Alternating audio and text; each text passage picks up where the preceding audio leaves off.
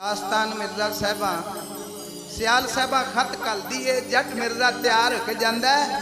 जट मिर्जे दी मां जान नहीं दिंदी क्योंकि मावां नूं पुत्तर बड़े प्यारे होंदे ने ते आशकां तो भी बारे बारे जाइए। जट मिर्जा अपनी मां नूं पज लांदा। ओ किहड़े पज लांदा? ओ मिर्जे आखिया मां नूं टुरन लग्या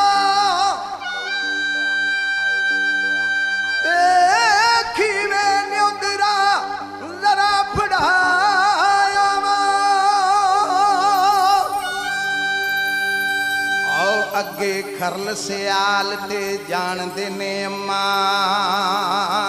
हथ चंदड़ा नूं जरा वखाया वा।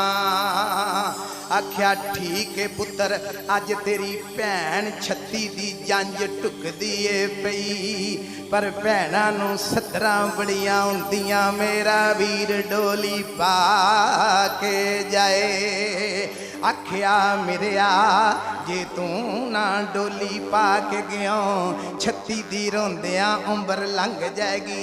जट मिर्जा नहीं परतदा।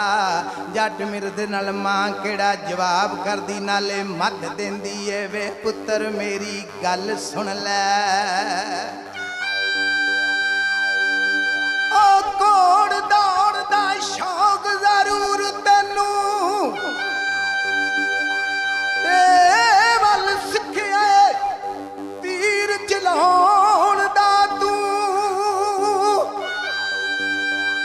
ओ तू ते साहिबां दे वास्ते चले आए भज लामणे न्योंदरे पाण दा तू।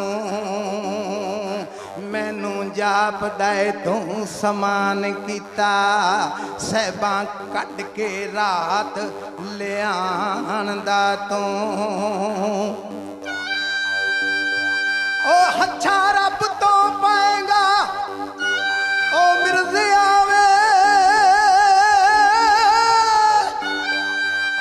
ओ बदला मां ते बाप सतां दा तू। ओ डुरदे मिर्जे जट नू